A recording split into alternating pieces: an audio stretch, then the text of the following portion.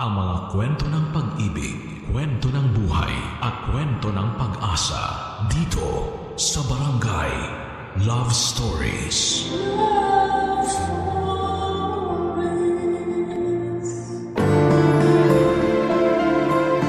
Ang hirap ng buhay ay isang topic na marami sa atin ang nakaka-relate. Ang buhay ay isang walang katapusang pakikibaka laban sa kahirapan at mga pagsubok na patuloy na sumusubok sa ating katatagan. Ikaw, ano ang kaya mong gawin para malabanan ang hirap ng buhay? Dear Papa Dudut, magandang araw po sa inyo at sa lahat ng sumusubaybay sa Barangay LS. Ang inyong programa ay ang kasama ko sa pang-araw-araw. Tuwing nagluluto, naglalaba, naglilinis, at kahit sa mga simpleng gawain ay kasangga ko po ang Barangay LS.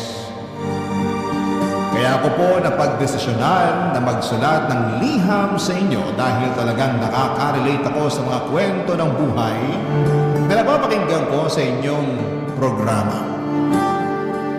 Ako nga pala si Olivia. Pagdating naman po sa sarili ko ay hindi po sa pagmamayabang. Pero madalas pong sinasabi ng iba na hindi daw halata sa aking itsura na mahirap ako. Ayon sa kanila, matangkad ako, maganda at maamo ang aking mukha. Pero ang hindi nila alam ay pinanganak at lumaki po ako sa isang maliit at magulo na barangay sa Tondo. Naranasan ko po ang buhay na kadalasan ay pagpaglang ang kinakain namin upang makatuwid sa pang-araw-araw. Pagpag po na siya ring hanap buhay ng aking mga magulang.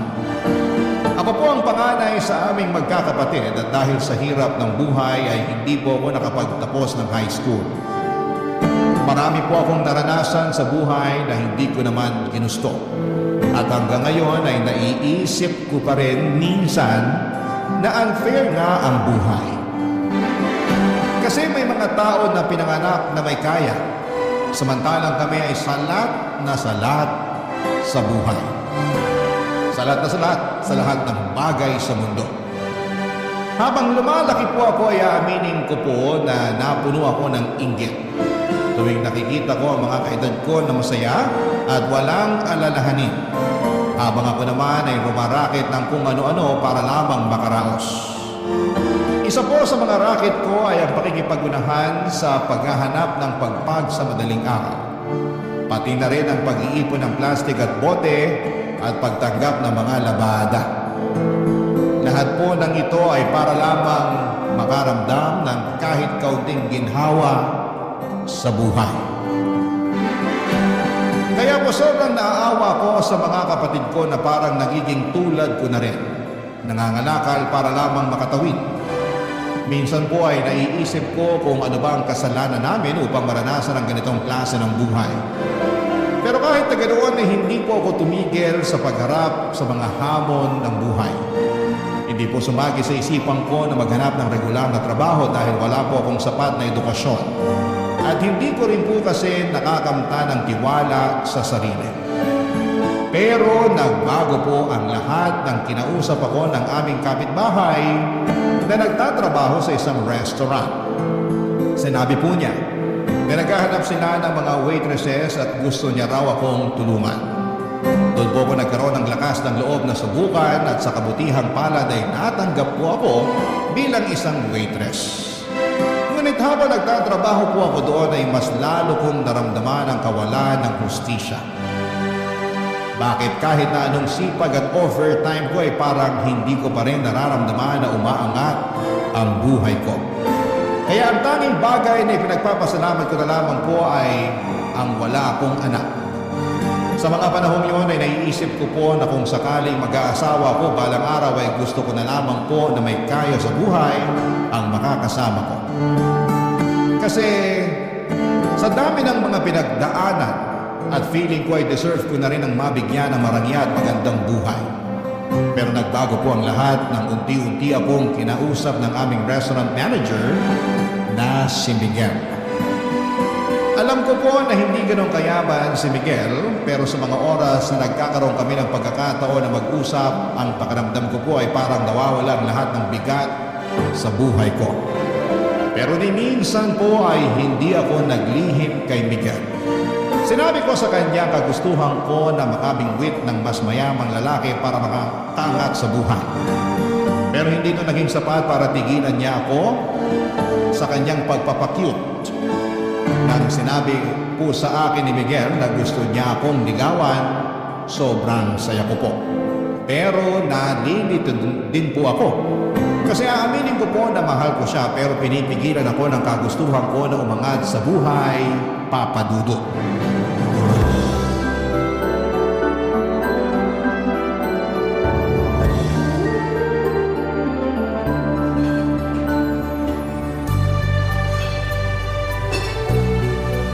Okay guys, 4 minutes na lang at magsasara na tayo. Linisin niyo na ang mga kailangan linisin para makauwi na tayo. Olivia, sandali lang. Pwede ba kitang makausap? Oo naman sir, ano pong kailangan niyo? Ano ka ba? Sinabi ko na naman sa'yo na tigil-tigilan mo nang kakatawag sa akin ng sir. Miguel na lang. Pero boss kita eh. Nakakailang naman kung Miguel ang itatawag ko sa'yo dito, diba? Baka mamaya sabihin pa ng iba natin kasama dito na pinakaburan mo ko. Kung yan ang gusto mo, sige, ikaw bahala. Pero Olivia, may itatanong sana ako sa'yo. Ano naman yun? Kailan mo ba ako sasagutin? Ha? Nagpapatawa ka ba? Olivia, 8 months na ako nanliligaw sa'yo. Ano? Nililigawan mo pala ako? Hindi sa nanunumbat ako pero palagi kitang niyayaya na sabayan ako mag-lunch. Tapos paminsan-minsan sabay pa tayong nagko-commute pa uwi. Tapos nililibre rin kita. Sandali lang. Nililigawan mo pala ako sa lagay na yan? Paano ba dapat? Sir, Miguel, aaminin ko na magaan ang loob ko sa'yo. Hindi ko naaalala ang mga problema ko tuwing kinakausap mo ko at mas nagaganahan ako magtrabaho dahil sa'yo. Pero hindi na naman sikreto sa'yo yung priority ko sa buhay, di ba? Alin dun? Yung makapangasawa ka ng mayamang lalaki? Olivia naman, hindi lahat ng bagay ay nabibili ng pera. Madali lang para sa'yo sabihin yan kasi hindi mo naman naranasan yung nararanasan ko eh. Sawang-sawa na ako sa buhay ng isang kahig, isang tuka. Yung tipong kahit anong kayod ko, hindi pa rin ako umaasenso. Wala rin naman ako magagawa kasi hindi naman ako nakapagtapos ng pag-aaral. Tapos karamihan pa ng trabaho dito sa Pilipinas, naghahanap ng college graduate o di kaya college level. Sobrang swerte ko na lang talaga at nakapasok pa ako dito sa restaurant. Hindi naman mahalaga sa akin ang estado mo sa buhay eh. Kung bibigyan mo lang ako ng pagkakataon, pareho nating pagsisikapan ang mga gusto nating makamit sa buhay. Sasamahan at dadamayan kita sa hirap at ginhawa. Yun na nga eh. Ayoko na ng hirap. Kota na ako dyan.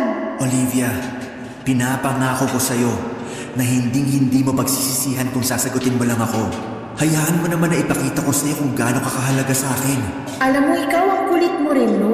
Sa totoo lang, napakalaking achievement para sa akin tong ginagawa ko ngayon.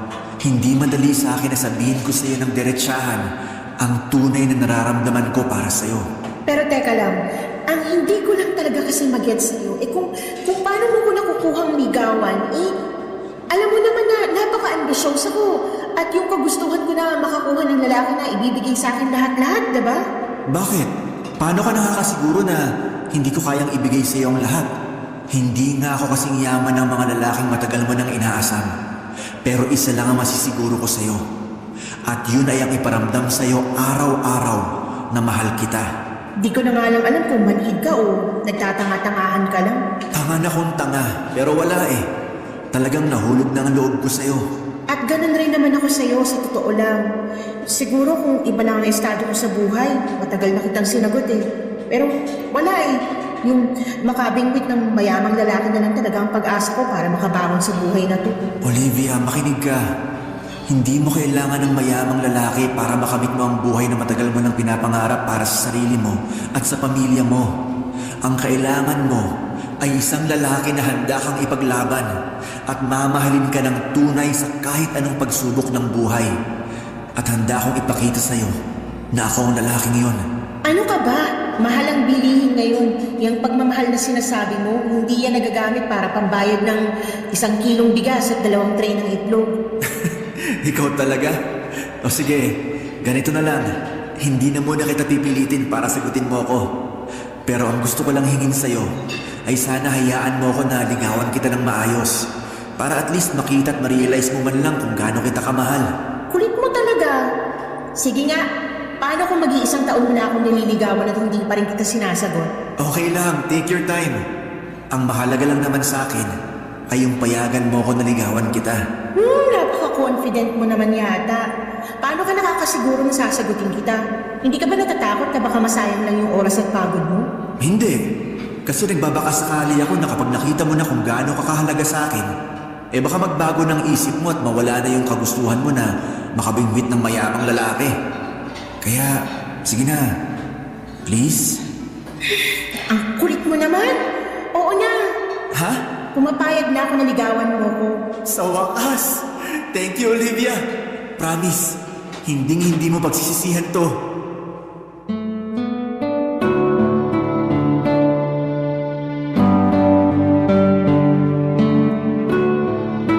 Sobrang kulit ni Miguel noong araw na yon, Papa Dudut. Ewan ko ba sa kanya, harap-harapan ko na ngang sinabi sa kanya na gusto kong mag-asawa ng mayamang lalaki pero hindi pa rin niya ako tinantanan. Siguro'y nagbabaka sakali siya na habang nililigawan niya ako ay magbabago ang isip ko. At hindi siya nagkamali kasi pagkatapos ng 6 months na panliligaw ay sinagot ko na siya. Ewan ko ba? Parang iba talaga ang damdamin kapag puso na ang usapan. Kasi palaging kinokontra ng puso ang mga plano ng utak mo. Pero kahit na ganoon, Papa Dudut, ay hindi ko pinagsisihan ang desisyon ko na sagutin si Miguel. Kasi tinupad niya lahat ng pangako niya sa akin. Naramdaman ko talaga na mahal niya ako. Oo, hindi nga ganon kayaman si Miguel. Pero kahit na hindi siya mayaman, ay hindi niya ako pinabayaan. Binibigyan niya ako ng pera kapag kailangan ko at kahit kami na, pakiramdam ko ay parang nililigawan niya pa rin ako. Ang sabi ko nga sa sarili ko noon na sobrang swerte ng kahit sinong babae na magkakaroon ng boyfriend na katulad ni Miguel.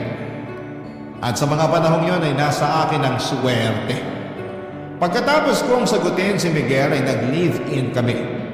Si Miguel ay umuupa siya ng maliit na studio type apartment at aaminin ko.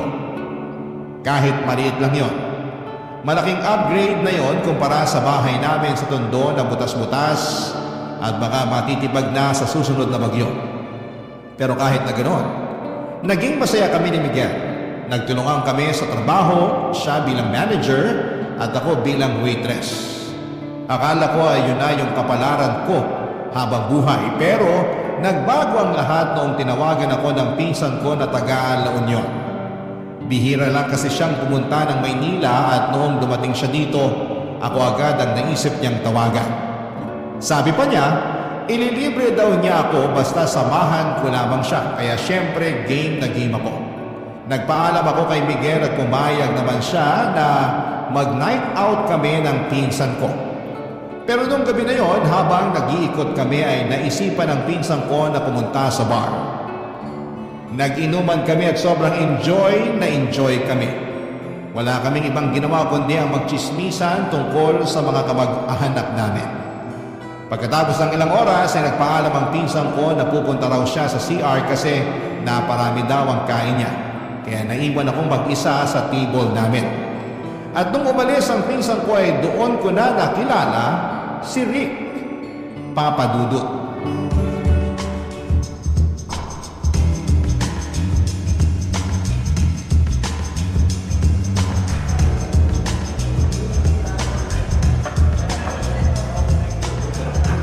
Hello, miss. Umalis na ba yung kasama mo? Ha? Sino ka? I'm sorry. Ako nga pala si Rick. Actually, kanina pa kita pinagmamasdan at gustong kausapin. Pero hindi nga lang ako makatsyempo kasi nandito yung kasama mo kanina. Pinsan ko yun. Pumunta lang ng CR yun pero babalik din yun dito maya-maya. Teka lang, sino ka ba? Ba't mo ko kinakausap? Ano kailangan mo sa akin? Miss, relax ka lang. Ang dami mo namang tanong. Sino ba naman ang hindi magtataka at mapapatanong? Bigla-bigla mo na lang ako kinakausap. Wow, mas maganda ka pala sa malapitan. Layuan mo nga ako, hindi kita type. Hindi na ako magpapaligoy-ligoy pa. Nagagandahan ako sa'yo, tapos sobrang sexy mo pa. Di po ko yung mga babaeng katulad mo. I'm sorry, pero may... Teka lang, ba't ba ako nag-i-explain sa'yo? Pag sinabi kong layuan mo ko, ganun lang kasimple yun. Matuto kang tumanggap ng rejection. Ang pangit-pangit mo, pero ang lakas ng loob mo ah. Diyan ka na nga. 20,000 pesos. Ha? 20,000 pesos para makasama kita ng isang buong gabi. Ano akala mo sa akin, Pok-Pok? Aanin ko naman 20,000 mo. Sa itsura mo pala, mukhang may nakakahawa ka ng sakit. Wala akong balak na mag-staycation sa ospital, kaya maiwan na kita dyan, okay? Wala akong nakakahawang sakit. Miss, paano kung sabihin ko sa'yo na gusto kitang maging sugar baby? Sugar ano? I see. Hindi mo alam ang ibig sabihin ng sugar baby. Ipapaliwanag ko sa'yo ng maayos. Bibigyan kita ng pera from time to time. Kumbaga parang allowance. As long as gagawin mo yung mga ipapagawa ko sa'yo. Hindi lang 20,000 ang kaya kong ibigay sa'yo. Basta gawin mo lang lahat ng gusto ko. Teka lang. Kung sakasakali, ano naman yung ipapagawa mo sa akin? Ano kapalit? Sasamahan mo ako sa mga lakad ko at yun lang yun. No more, no less. Magpapasama ka sa mga lakad mo? Baka yung hinahanap mo o di kaya caregiver? Hindi ganun yun. Pag sinabi kong lakad, I mean magda-date at magbabakasyon tayo paminsan-minsan. Kaya kitang dalhin kahit saan mo gusto. Cebu, Boracay, Siargao, Batanes, Palawan. Ikaw bahala. Pero mangyayari lang yun kung papayag kang maging sugar baby ko. Sandali nga lang, hindi ka ba nabibigla sa inaalok mo sa akin? Hindi ba parang sobra-sobra naman yata yan? Hindi ka naman mukhang mayaman. Niloloko mo lang yata ako eh. Tatapatin na kita, scam ba to? Hindi na ako nagtatrabaho. Tumatanggap na lang ako ng pera galing sa mga negosyo at pensyon ko. At kadalasan, nababagot ako sa bahay. Sa totoo lang, matagal ko na talagang balak maghanap ng sugar baby. And for the first time, nakahanap ako ng babaeng type ko. At ikaw yun. Kung ganon, sige na, pumapayag na ako. At sorry din sa mga nasabi ko kanina. Mabuti naman kung ganun. Pero may isa akong kondisyon. Ayoko na may boyfriend. So sabihin mo na sa akin ang totoo habang maaga pa. May boyfriend ka na ba? Wala akong boyfriend. Sigurado ka? Promise, wala. Oo, aamin ako. May mga nanliligaw sa akin pero hindi ko sinasagot. Mabuti naman kung ganun. Dahil ang ayoko sa lahat kung may kasintahan. Gusto ko nasa akin lang ang lahat ng atensyon mo. Ayoko ng kahati. Nagkakaintindihan ba tayo? Oo, naiintindihan ko. Pero matanong din kita, may asawa ka na ba? Wala. Matagal nang patay ang asawa ko. Hindi mo pa pala sinasabi sa akin pangalan mo. Ako si Olivia. Kasing ganda ng mukha mo yung pangalan mo. Bagay na bagay sa'yo. Thank you. Nga pala. Ayan. Nakasulat sa papel na yan ang number ko. I-save mo yan. Sige, ako na bahala. Pero may papakiusap sana ako sa'yo. Ano? Okay lang ba kung umalis ka na muna rito? Baka maabutan pa tayo ng pinsan ko eh. Sige, pagbibigyan kita sa ngayon. Pero next time, ako na ang masusunod, ha? Oo na. Antayin mo na lang yung text ko mamaya. Parang awa mo na, umalis ka na muna. Doon ka na. Pagkatapos naming mag-inuman, ang pinsan ko ay hinatid ko na siya sa maliit na kwarto na inuupahan niya ng ilang araw. Medyo lasing na siya ng mga oras na yon at ayokong may masamang mangyari sa kanya. Pinili ko rin na ilihim sa pinsan ko yung pag-uusap namin ni Rick kasi ayokong machismis sa mga kamag-anak namin lalo na at hindi ko nais na malaman nila na nakikipag-ugnayan ako sa lalaking hindi hamak na mas matanda sa akin. May tiwala naman ako sa pinsan ko pero mas mabuti na yung siguradong walang isyo o problema. Pagkatapos kong hinatid ang pinsang ko ay tinext ko kaagad si Rick at tinawagan siya. Sinundo niya ako at pumunta kami sa isang mamahaling hotel kung saan kami nagtalik. Pagkatapos noon ay binigyan niya ako ng malaking halaga ng pera.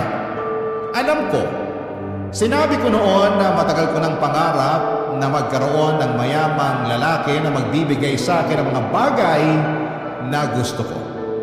Pero hindi ko rin akalain na ganito pala ang pakiramdam. Mahirap pala yung pakiramdam ng pinipilit mong makisama sa isang tao kung wala ka naman talagang nararamdaman para sa kanya. Nasilaw ako sa pera. Kasi sa unang pagkakataon ay nabibili ko na mga bagay na matagal ko nang inaasam. At nakakapagpadala na rin ako ng malaking pera sa mga kapatid at magulang ko at unti-unti ko na rin napapaayos yung bahay namin sa Tondo. Pero sobra akong nakonsensya dahil pinili kong itago ang lahat ng ito kay Miguel. Mahal ko po si Miguel. Pero kay Rick ko nahanap yung marangyang buhay at pera na matagal ko nang pinapangarap. Kung pwede lang sana na isang tao na lamang si Miguel at si Rick ng mga panahon na yon, baka hindi na ako nahirapan pa, Papa Dudu. Barangay Love Stories. Barangay Love Stories. Habang tumatagal ay mas lalong naging agresibo si Rick sa akin. Parang gusto niya lahat ng mga pinapagawa niya sa akin ay natutupad kaagad. At kapag hindi ko nagagawa yung mga gusto niya ay nagagalit siya. At paminsan-minsan ay umaabot na siya sa punto ng pananakit. Nasampal na niya ako ng 3 beses pero tinitiis ko yon at hindi ko na inisip ang pisikal na sakit dahil sa malaking halaga na natatanggap ko sa kanya. Wala pong kaalam-alam si Miguel na patuloy ko pa rin pinagsasabay ang pagiging jowa niya at pagiging sugar baby ko kay Rick. Ang hirap na hatiin ang sarili ko sa 2 tao. Si Miguel mabait pa rin siya sa akin as usual at habang tumatagal ay mas lalo akong nahuhulog sa kanya. Wala akong problema sa kanya, talagang ramdam ko ang pagmamahal niya sa akin. Pero itong si Rick, siya yung sobrang nakakainis na at nakakasakal. Para bang hindi ko na siya kayang respetuhin dahil sa ugali niyang hindi na maipaliwanag. Mayaman nga siya pero mabilis magalit. Sa totoo lang, yung gwapo lang sa kanya ay yung wallet niya lang. Yung mukha at ugali niya parehong pangit. Pero sa kabila ng lahat ng yon ay pinagtiisan ko siya dahil nagagawa ko ang mga bagay na gusto kong gawin ng dahil sa perang ibinibigay niya. Pero paminsan-minsan ay nawawalan ako ng gana na replyan si Rick kaya't hindi na rin nakapagtataka na nagagalit siya. Pero isang araw ay umuwi ako kaagad pagkatapos ng shift ko habang si Miguel naman ay nag-overtime. At pagka-uwi ni Miguel sa apartment namin, nawindang ako sa nakita ko. Puno ng pasa ang mukha ni Miguel. Ang takot at guilt na naramdaman ko ay hindi ko kayang ilarawan. Dito ko lang na-realize kung gaano kalaki yung problemang ginawa ko nung ikinuwento na sa akin ni Miguel ang lahat-lahat, Papa Dudu.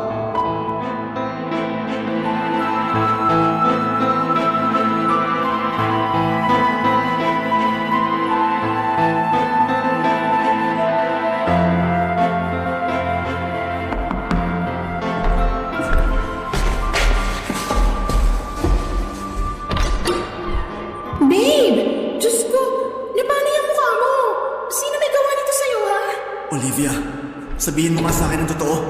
May iba ka pa bang kinakasama? Wala! Ano ka ba? Bakit mo naman naitanong yan? Inabangan ako ng lalaki nakakotse at pinabugbog niya ako sa tauhan niya. Pinagbantaan niya ako na layuan na raw kita dahil kung hindi, papatayin daw niya ako. Diyos ko! Magsalita ka, Olivia! May alam ka ba tungkol sa nangyari sa akin? Miguel, babe, I'm so sorry. Pero, Magsalita ka! babe, I'm sorry. May sugar daddy ako. Ano? Pero hindi ko lubos akalain na masasaktan ka niya. Babe, maniwala ka. Wala akong alam sa ginawa niya sa'yo. Pinagtaksilan mo ako? Nagpakababa ka para lang makuha mo yung mga luhong matagal mo nang inaasam-asam? Grabe ka naman, Miguel. Ang sakit mo naman magsalita. Tapos Sagutin mo nga ako! Minahal mo ba talaga ako? Mahal mo ba talaga ako? Oo, mahal kita, Miguel. Kung ganun, paano mo nagawa sa akin to? Kulang mo ba yung sakripisyong binibigay ko sa'yo? Kulang mo ba yung pagmamahal ko para sa'yo, ha? Wala akong nilihim sa'yo simulat sa pool, Miguel. Matagal mo nang alam yung kagustuhan kong umasenso man lang sa buhay. Oo, alam ko! Alam na alam ko yan! Kaya nga ako nasasaktan eh! Kasi umasa ako na balang araw magiging sapat din sa'yo ang pagmamahal na binibigay ko. Ano bang kulang sa akin, Olivia, ha? May nagawa ba akong kasalanan sa'yo para saktan mo ako ng ganito? Wala! Alam ko mahal mo ko at nararamdaman ko yun. Pero sa tingin ko panahon na siguro para Para ano? maghiwalay tayo. Miguel, baka tuluyan ka na niya pag nalaman niya na hindi pa kita hinihiwalayan. Ano? Hindi. Olivia, babe, huwag mo akong hiwalayan, please lang. Makinig ka sa akin, ha? Puputulin mo na ang ugnayan mo sa lalaking yun at magpapakalayo na tayo. Yung kapatid ko na nagtatrabaho sa Cebu, pwede niya tayong tulungan. Doon tayo magsisimula ng panibagong buhay. Pero Miguel, Ano, Olivia? Bakit hindi ka makasagot, ha? Miguel, ayoko na bumalik sa buhay na sobrang salat. Ayoko na bumalik sa buhay kung saan kailangan ko pang mangalakal para lang mabili ko lahat ng mga pangangailangan ko. Olivia, matagal ka nang nakatakas sa ganong klaseng buhay. Matagal nang tapos yun. May maayos ka na trabaho ngayon at nandito na ako para tulungan ka. At isa pa, hindi naman kita pinahihirapan ah. Pero kulang, Miguel. Kulang na kulang eh. Sa tingin mo ba, sapat na yung sinasahod mo bilang manager ng restaurant at yung sinasahod ko bilang waitress? Miguel, kahit pagsama-samahin pa natin yung sinasahod natin, hindi din matutumbasan ang pera na binibigay sa akin ni Rick. Nagmamakaawa ko sa'yo. Hiwalayan mo na ang lalaking yun. Kung nagawa niya ako ipabugbog, hindi malayong gawin niya rin to sa'yo. Olivia, aanhin mo naman yung pera niya. Kung araw-araw naman nanganganib yung buhay mo sa mga kamay ng hayop na yun. Sa totoo lang, mas pipiliin ko na lang na mamatay ako sa mga kamay niya kaysa mamatay ako sa gutom. Olivia naman, kayang-kaya kitang buhayin. At ilang beses ko na yan napatunayan sa'yo, di ba? Oo nga, tama ka. Pero paano yung pamilya ko, ha? Kaya mo bang buhayin ang mga kapatid ko? Sa akin sila umaasa, Miguel. Paano ko na i-enroll sila sa susunod na pasukan dahil gusto ko na makapagtapos sila sa pag-aaral? Ayoko na matulad sila sa akin na hindi pa na nakapagtapos ng high school at mangyayari lang yun kung patuloy kong pakikisamahan si Rick. Eh, hindi tutulungan kita. Magtutulungan tayo, Olivia. Pero pakiusap lang. Hiwalayan mo na ang demonyong yon. Paano mo ko matutulungan, Miguel? Yung sahod mo nga, binabudget mo pa kasi natatakot ka na baka maubos agad. Aasenso rin tayo. Wala ka bang tiwala sa akin? Nagpapakapagod naman ako sa trabaho para mas lalong lumago ang savings natin ah. Pero baka uugot-ugot na tayo sa panahon lumago yung savings mo. Mahal kita. Pero ayoko na ng ganitong klaseng buhay, Miguel. Olivia, kung nagbabala ka na hiwalayan ako, please wag. Maawa ka naman sa akin. Gagawin ko ang lahat. Huwag mo lang akong hiwalayan. Parang awa mo na. Kahit sobra ako nasaktan sa ginawa mo, hindi pa rin kita kayang iwan. Mahal na mahal kita, Olivia. Pagkatapos ng sinabing yun ni Miguel ay hindi ko na siya nasagot. At dali-dali akong lumabas upang tawagan si Rick. Dito ko nakumpirma ang lahat. Napag-alaman ko na nagngingit-ngit sa galit si Rick tuwing hindi ko siya nire-replyan kaagad. Kaya inalam niya kung saan ako nagtatrabaho. Kasabay noon inalaman niya na si Miguel ang boyfriend ko at pareho kami ng pinagtatrabahuhan na restaurant.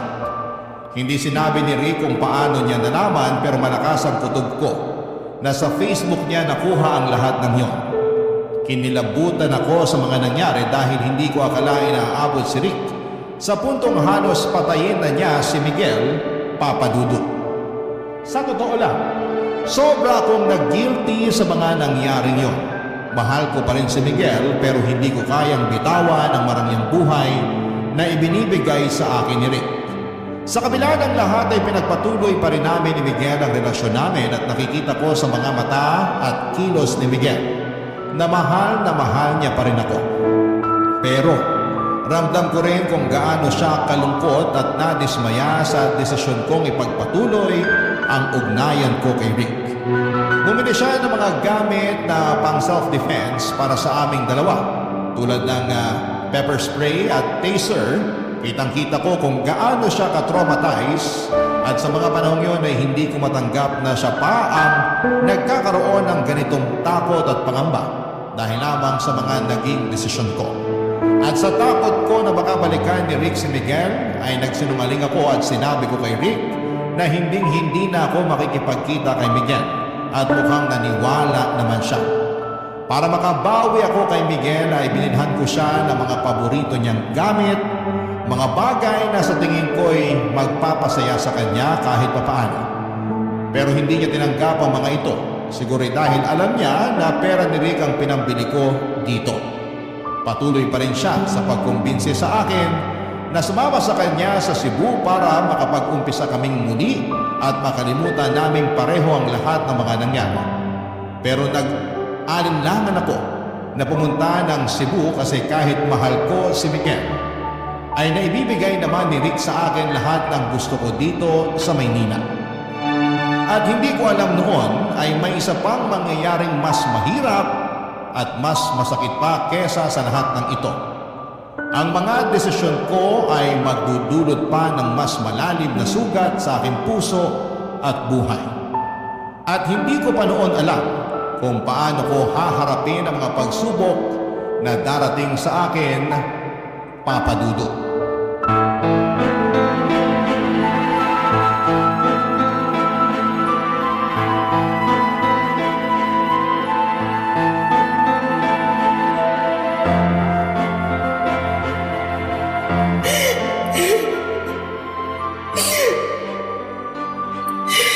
Olivia, babe, bakit ka umiiyak? Sinaktan ka ba ng hayop na Rick na yun? Sabihin mo lang sa akin at hindi na ako magdadalawang isip na sugurin siya. Oo, aaminin ko na takot ako sa kanya kasi mayaman siya at pwedeng-pwede niya ako ipatumba kung gustuhin niya. Pero hindi na ngayon. Kaya ko gawin ang lahat para sa iyo, babe. Hindi na ako magpapasindak sa kanya. Hindi ganun yun. Kung ganon, ba't ka umiiyak, ha? Tingnan mo itong pregnancy test. Buntis ako. Teka lang, paano naman mangyayari yun eh? Palagi naman tayong gumagamit ng proteksyon. Olivia, hindi! Sabihin mo sa akin na hindi totoo yan! Miguel, babe, I'm sorry. Pero kasalanan to ni Rick eh. Nagagalit siya, sinasaktan niya ako kapag hindi ko sinusunod yung gusto niya tuwing nagtatalik kami sa kama. Olivia naman! I'm sorry. I'm so sorry. Babe, makinig ka sa akin. Itutuloy na natin to. Pupunta na tayo ng Cebu sa Makalawa. Doon na tayo magsisimula ng bagong buhay kasama ang batang yan. Ako ang tatayong ama niya, naintindihan mo? Hindi ako makakapahayag na lumaki ang batang yan sa piling ng tatay niyang hayop. Kinausap ko na ang kapatid ko at handa siyang tumulong para makapagsimula tayo ulit. Miguel, anong alam natin sa pagpapalaki ng bata? Hindi natin kakayanin to. Paano natin bubuhayin ang batang to? Malulupog lang tayo sa utang. So anong gusto mong gawin? Ipaako sa Rick na yun ang batang yan?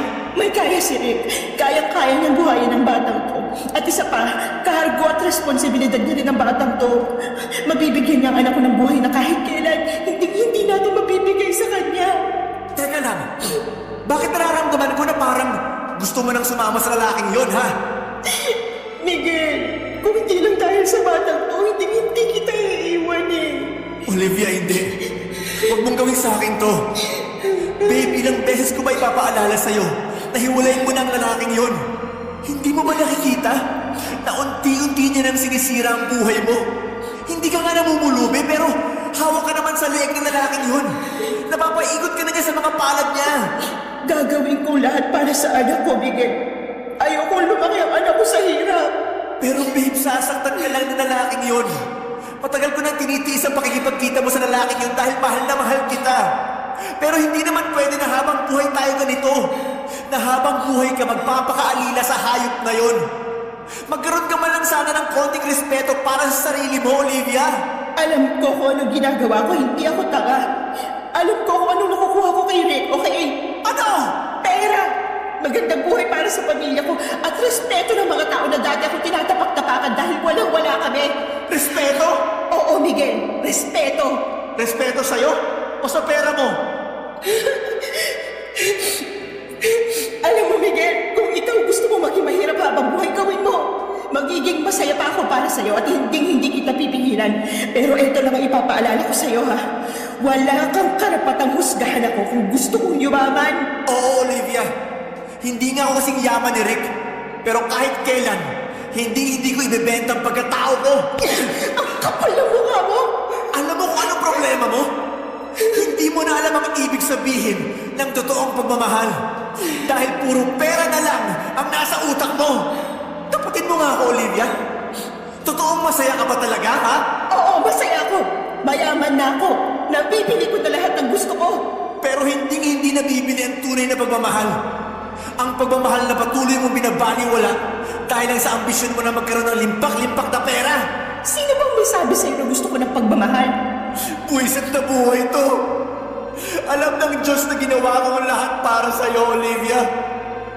Kailan pa ba ako magiging sapat sa'yo, ha?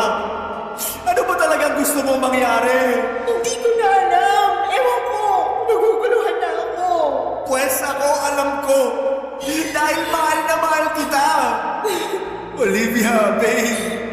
Sumama ka na sa akin papuntang Cebu. Please lang. Nagmamakawa ko sa'yo. Gawin mo to para sa akin. Para sa sarili mo. At para sa magiging anak natin. Handa akong ituring ang batang yan na parang anak ko na rin. Basta sumama ka na lang sa akin. Please. Miguel, kung hindi ako lalayo, patuloy lang kitang mamahalin. At alam ko na masasaktan lang ako, masasaktan lang tayo. Kasi wala sa'yo yung buhay na gusto kong makamitin. Olivia. Wala nang patutunguhan to. Tigilan na natin to, Miguel. Aalis na kami ng anak ko bukas ng umaga. Buo ng desisyon ko at wala ka nang magagawa doon. Papadudot aminin ko po na sobra kong nasaktan sa naging desisyon ko na hiwalayan si Miguel. At kahit na mahal ko siya sa palagay ko, ang dahilan kung bakit natiis ko at nagawa ko pa rin siyang iwanan ay dahil sa trauma. Yung trauma na mula sa pagkabata, sobrang kapos ako at hirap na hirap sa buhay. Yung trauma na kapag wala kang pera ay lalait-laitin ka at tatapak-tapakan ka ng mga tao ng paulit-ulit. Yung trauma na palagi mong ipinagdarasal na sana ay hindi tumirik ang mga mata mo sa gutom. Na sana kahit papaano ay may makain ka. Yung trauma na hindi ka na nandidiri sa pagpag dahil eto na ang nakasanayan mong kainin. Oo, minahal ko si Miguel ngunit hindi ako nakontento sa buhay bilang waitress. Hindi naging sapat ang pagmamahal niya para makontento ako sa kinakalagyan ko. Siguro kung naging kasing yaman lang ni Miguel si Rick ay hindi ko na siya nagawang hiwalayan pa. Pero wala eh. Hindi sapat ang kinikita ni Miguel bilang manager ng isang restaurant para mabigyan ako ng maginhawang buhay. At ako naman ay pagod na sa pagiging silbidora. Kung sakali man na sasama ako kay Miguel papunta ng Cebu ay ganun pa rin ang mangyayari. Kakailanganin ko pa rin na magtrabaho para lamang matustusan ang pang-araw-araw namin lalo na ngayon na may anak na ako. Siguro po noong gabing hiniwalayan ko siya ay sobra akong nataranta dahil napag-alaman kong buntis ako. Sobrang daming tanong ang bumabagabag sa isipan ko ng mga panahong yon. Ang paulit-ulit na tumatakbo sa isip ko noong mga panahong yon ay kung paano ko mabibigyan ng magandang buhay ang magiging anak ko. Ang nasa isip ko lang noon ay bahala na kung saktan ako ni Rick. Basta maging maayos lang ang buhay ng anak ko. Ayokong ipalaglag ang bata at mas lalong ayoko na mabuhay siya na nakakaranas ng hirap na naranasan ko. Ayoko siyang lumaking salat sa buhay. Yan po ang naging dahilan kung bakit nagawa kong iwan si Miguel. Noong madaling araw po ay tahimik ako lumabas ng apartment ni Miguel, dala ang isang malaking maleta at tinawagan ko si Rick. Sinabi sa akin ni Rick na may kondo siya sa Taguig at doon ko raw siya init. Nang mga oras na yon ay hindi na ako nagdalawang isip pa. Naglaho ako na parang bula sa buhay ni Miguel. Pinanindigan ko na ang desisyon kong tuluyan na siyang iwanan at sumama kay Rick.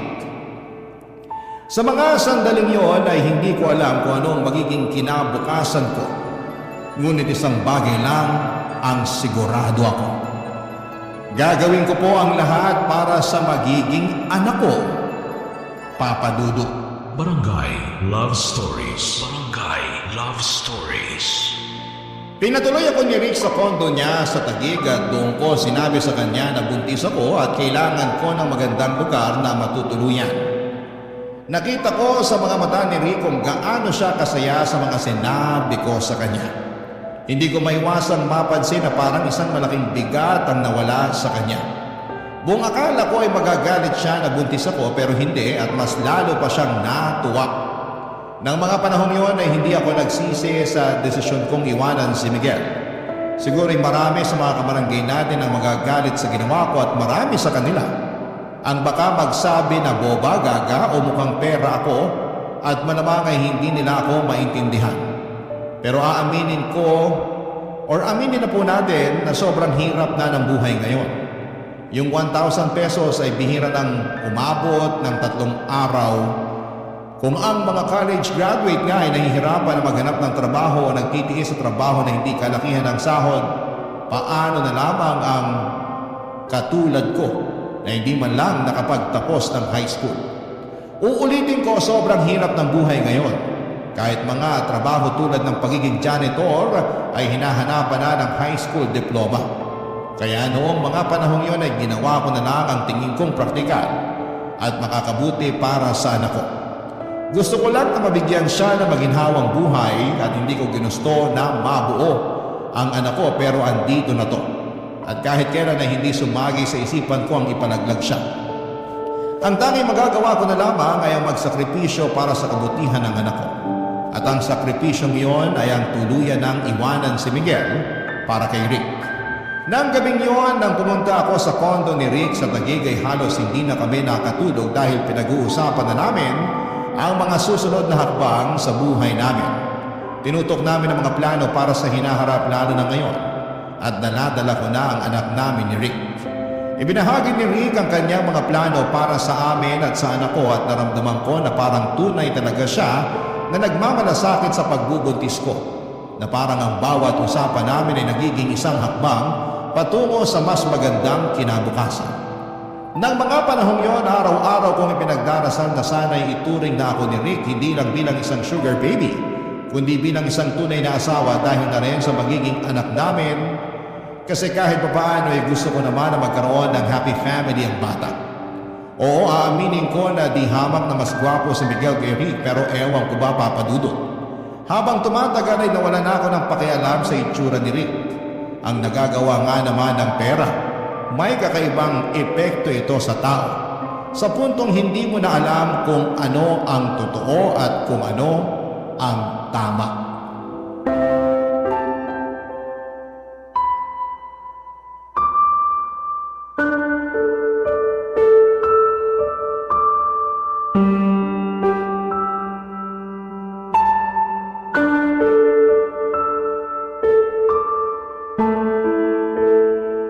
Mabuti na lang talaga at pinaalam mo kaagad sa akin na buntis ka. Oo. At alam ko rin naman na mabibigyan mo ng magandang kinabukasan tong batang to eh. Exactly.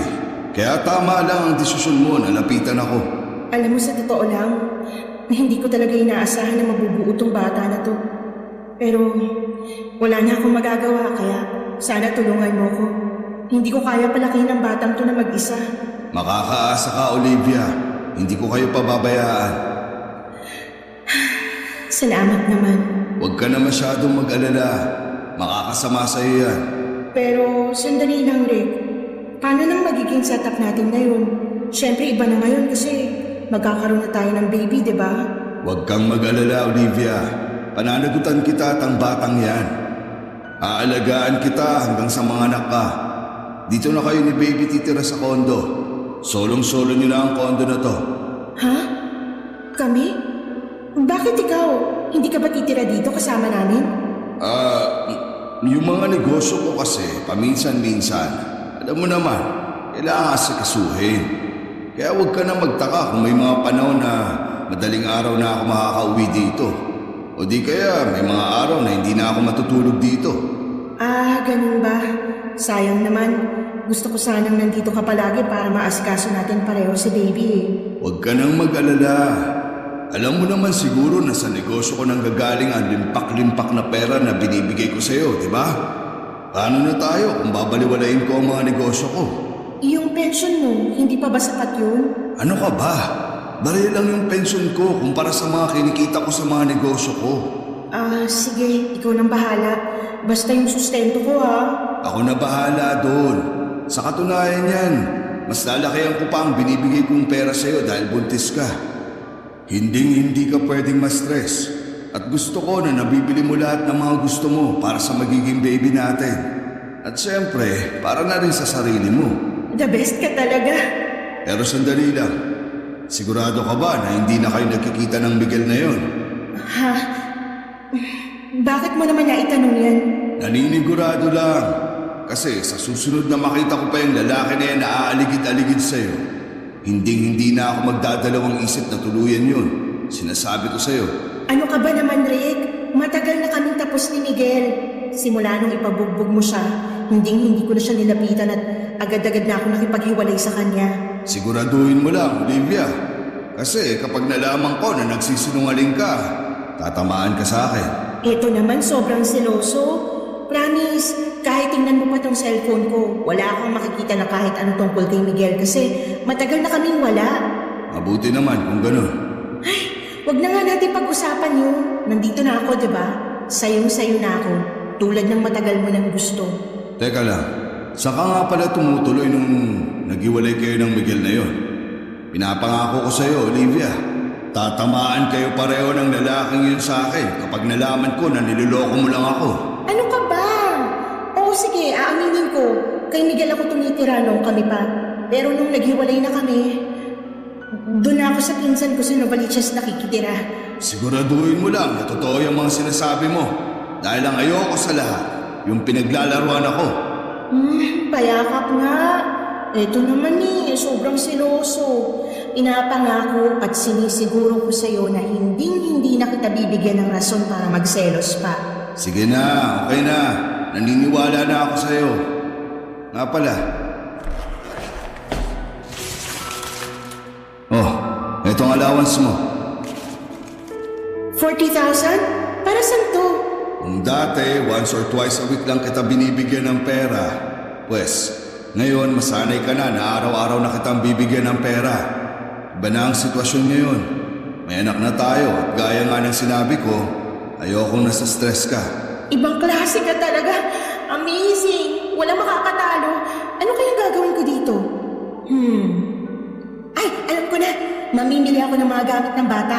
Crib, baby bottles, lampin, lahat-lahat na. Sumama ka na kaya sa akin? Nako, ikaw na lang.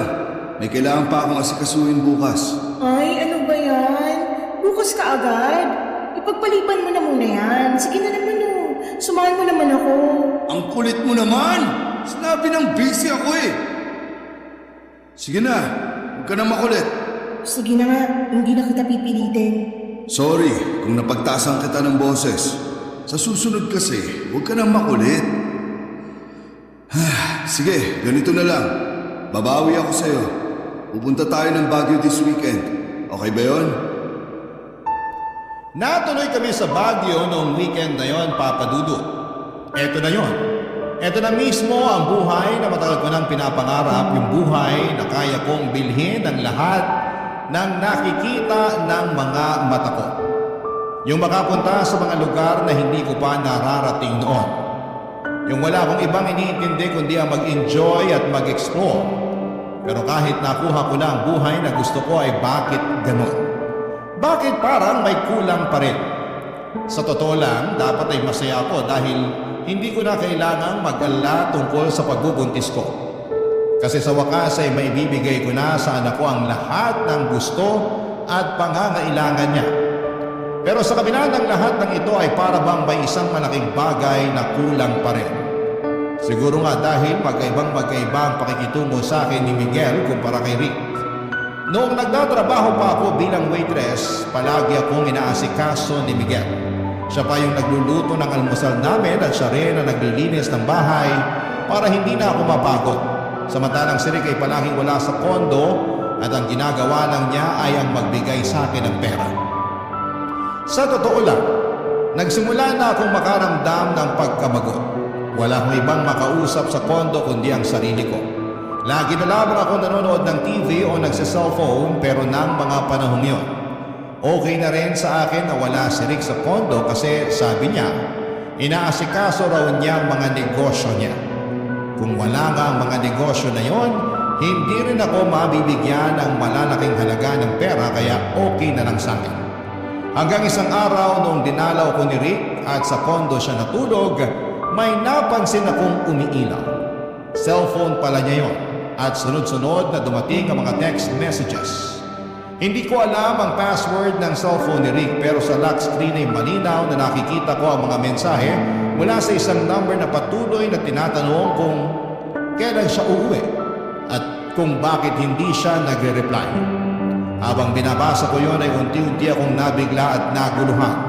Para bang may malaking tinik na pumasok sa dibdib ko. Ang pakiramdam ko ay bigla akong napuno ng sama ng loob at galit. Sa sobrang pagkabigla ko ay hindi ko na napigilan ang sarili ko at hindi ko na pinagpabukas pa ang kumprontahin siya tungkol dito. Dumulog ako sa kanya ng diretsyo kahit pa may takot at pangambang baka masaktan ako ni Rick sa gagawin kong pagkumpronta sa kanya, Papa Dudut.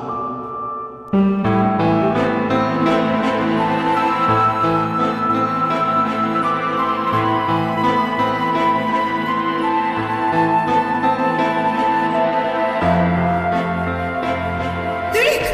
Walang hiya ka! Gumising ka! Ano to, ha? Bumango ka dyan! Sagutin mo ako! Ano to? Olivia, Sino ano to? ba? Sagot! Tutulog yung tao eh. Sagutin mo! Oo! Sino to naghahanap sa'yo? Ba't tinatanong nito kung kailan ka uuwi? Ano bang pinagsasasabi mo dyan, ha? Ang kapal ng mukha mo para magmaang-maangan! Hayop ka! Uy, ba't mo binato ang cellphone ko, ha? Kung sa'yo ko kaya ibato yan, ang matigil ka. Diyos ko! Kaya pala palagi kang wala dito sa kondo. Hindi negosyong inaatupag mo, kundi ang paghahanap mo ng sugar baby. Hindi ka na nagbago. Ilan na ba kaming sugar baby mo, ha? 3, 5, 8? Huwag kang gumawa ng kwento. Wala akong sugar baby. Anong wala? Kitang-kita ko sa cellphone mo lahat ng kailangan kong malaman, Rick. Oo, siguro nga wala akong karapatan na magalit na ganito kasi bayaran mo lang naman ako simulat sa pool pa lang, di ba? Pero iba ng sitwasyon ngayon. May anak na tayo at pinangako mo sa amin na ibibigay mo sa amin ang buong pagmamahal at atensyon mo. Sinungaling ka! Taksin! Sobrang kati mo nga naman talaga. Matandang hukluban. Naitin mo pa ako ng isang beses. Sisiguraduhin ko na sa kalsada ka na pupulutin. Hayop ka! Sana hindi na ako nagpabunti sa'yo. Manahimik ka! Tumigil ka na sa kakadada mo! Buisit ka! Salot! Wala ka na talagang pag-asa magbagong matanda ka. Ang kati-kati mo! Tumahimik ka na! Asawa ko yung nakita mo nagte-text sa akin. Anong sinabi mo? Wala sana akong balak sabihin to sa'yo ngayon pero wala na akong magagawa kasi nagwawala ka na. Anong kailangan ko malaman, Rick? Sabihin mo sa akin. Ano? Matagal nang baog ang asawa ko at pareho kaming naghahanap ng anak. Ano ibig mo sabihin? Sinadya ko talaga na buntisin ka noon dahil matagal ko ng plano na kunin niyang bata sa'yo pagkapanganak mo. Hindi. Ayoko.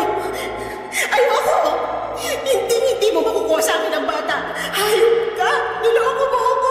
Pinlano mong lahat ng to. Wala kang kasing sama.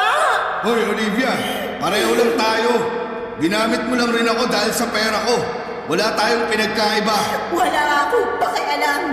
Hindi mo makukuha sa akin ang bata. At saan mo pala nakita ang batang yan, ha? Sa squatters kasama ng mga iba pang pulubi. Anong ipapakain mo dyan? Asin at toyo? Ikaw na mismo nagsabi sa akin noon na hindi mo kayang palakihin ang bata na yan ng mag-isa, di ba? So anong gusto mo mangyari? Lumaki ang anak ko na ibang babae kinikilala niyang nanay? Asawa ko naman ang kikilalanin niyang nanay eh. Hindi ko pa sana sasabihin sa ito eh. Pero andito na to. Kaya dediretsuhin na kita. Willing akong magbayad ng malaking halaga. Basta ipaampon mo lang sa akin ang bata pagkapanganak mo. Ano? Hindi ako makakabayan. Alam ba ng asawa mo itong mga pinagagagawa mo, ha? Wala siyang alam at hindi niya na kailangang malaman pa. Paano kung sabihin ko sa asawa mo tungkol sa atin, ha? Ang kapal ng mukha mo para lokohin ako ng ganito? Sige, gawin mo. Pag nalaman ng asawa ko ang tungkol sa atin, masisira ka rin. Ibubunyag ko sa lahat na ikaw ang naging kabit ko. At kapag nagdemanda siya, madadamay ka. Kung gusto mong sirain niyang buhay mo, sige, gawin mo. Magsumbong ka. Ang kapal ng mukha mo para magalit nung natuklasan mo yung tungkol sa amin ni Miguel. Sinabi mo sa akin na wala akong asawa. 500,000. Ano? Ipaubayan mo na yung anak mo sa amin ng asawa ko pagkapanganak mo. At bibigyan kita ng kalahating milyon. Hindi. Ang kapal ng mukha mo. Ayoko. Manigas kang hayop ka. Kaya ko pang dagdagan yan kung gusto mo. Ako ang tunay na ama ng batang yan. At handa ako magbayad ng malaking halaga para mapasamin siya. Alam mo, awang-awa ako. Hindi sa'yo kundi sa asawa mo. Hindi niya alam na may asawa siyang manluloko at maduming maglaro kasing dumi ng pagmumukha mo. Ang totoo niyan, matagal na ako nagdikiling sa'yo eh. Duming-dumi ako sa sarili ko tuwing hinahalikan mo ko. Pinakisamahan lang kita ng dahil sa pera mo. Eh di inamin mo rin. Inamin mo rin na wala tayong pinagkaiba. Kaya sige na, pumayag ka na. Ibigay mo na sa akin yung batang yan pagkapanganak mo. Manigas ka! Wag na wag mo akong susundan. Maghanap ka ng ibang lolokohin mo. Nagmukha lang akong matapang ng gabing yon, Papa Dudut, pero ang totoo niyan ay sobra akong natakot kaya dali-dali akong umalis. Malakas din ang loob ko noon kasi alam kong hindi makakapag-iskandalo si Rick. Maraming tao sa kondo na yon at kung gusto ko ay pwede ko siyang ipakaladkad sa mga guard sa ibaba kung may gagawin siyang masama sa akin, Papa Dudut. Pagkatapos noong araw na yon ay hindi na ako nagparamdam kay Rick. Tinapon ko yung SIM card ko at bumili ako ng bago. Gaya ng sinabi ko ay hindi ko inaasahan na magkakaroon ako ng anak kay Rick. Pero habang unti-unti ko nang nararamdaman, ang bata sa tiyan ko ay parang unti-unti na rin siyang napamahal sa akin. Kaya naman sobrang gulat at galit ko noong nalaman kong may asawa na pala si Rick at may balak pa siyang kunin sa akin ang bata pagkatapos kong manganak. Mabuti na lamang at natuklasan ko ang lihim ni Rick kasi kung hindi ay baka kung ano pa ang nangyari sa akin at sa anak ko. Hindi ko kakayanin na malayo sa anak ko.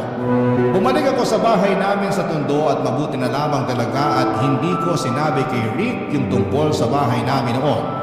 Kasi kung hindi baka nasundan na niya ako noon. Nagulat sila mama, papa at mga kapatid ko noong sinabi ko sa kanila na buntis ako. Ikinuwento ko sa kanila lahat ng pinagdaanan ko at sobrang naaawa sila sa akin at tinanggap pa rin nila ako. Ngayon ay nagtatrabaho na ako bilang cashier sa isang maliit na grocery store na malapit lang sa bahay namin. Pinapaaral ko na rin ang mga kapatid ko at dalawa sa kanila ay nasa high school na at yung dalawa naman ay senior high na. Opo, aaminin ko na naging mahirap. Pero mabuti na lang at mabait yung boss ko dahil pinapahiram niya ako ng pera paminsan-minsan. Si nanay naman po ay tumigil na sa pagtitinda ng pagpagad sa awa ng Diyos. May maliit na sila na karinderya at pinagtutulungan na lang namin yung pambayad at tuition fee ng mga kapatid ko. Sa ngayon ay ako po ay isang single mom at may 5 taong gulang na baby boy. Sobrang cute niya at halatang hindi nagmana sa tatay. Tinutulungan din po ako nila mama at papa sa pagpapalaki sa kanya. Kahit wala na sa akin ang buhay na puno ng luho o di hamak na mas masaya at mas may peace of mind naman ako sa ngayon. Napag-alaman ko din na sa isang news article na nasangkot si Rick sa isang networking scam at nakulong. Napaisip nga din po ako na baka yung perang binibigay niya sa akin noon ay hindi galing sa negosyo, kung hindi ay galing sa networking scam. Pero wala na akong balak alamin dahil ayoko na maging parte ng buhay ni Rick. At wala rin po akong balak na ipakilala sa kanya ang anak ko. Tungkol naman po kay Miguel ay naisipan ko siyang i-stalk sa Facebook at napag-alaman ko na nasa Cebu na siya sa ngayon, na tumitira at nagpakasal na siya sa girlfriend niya last year. Naiiyak ako ng sobra noong nalaman ko yun. Ang napagdesisyonan ko na lamang ay i-block siya sa Facebook kasi punong-puno ako ng panghihinayang at pagsisisi tuwing nakikita ko siya sa cellphone ko. Sa ngayon ay nagbabalak na akong mag-enroll at maging working student sa susunod na pasukan. Susubukan kong makapagtapos man lang ng high school dahil napagtanto kong mahalaga ang edukasyon upang magkaroon ng magandang buhay na hindi umaasa sa iba. Marami po akong pinagsisihan sa mga naging desisyon ko hanggang ngayon. Ngunit patuloy ko pong lalabanan ang mga pagsubok at magsusumikap para sa mas magandang kinabukasan namin, ng anak ko at ng pamilya ko. Nais ko po sanang magpasalamat sa pagbibigay ninyo ng opportunity na maibahagi ko sa inyo ang kwento ng buhay ko. Patuloy niyo po akong magiging number 1 na supporter. Maraming salamat po sa inyo, Papa Dudut, ang inyong forever kapuso at kabarangay, Olivia. Barangay Love Stories. Barangay Love Stories. Kwentuhan naman tayo dito sa comment section. Nagustuhan ng iyong napakinggan? Ituloy yan via live stream sa www.gmanetwork.com/radio.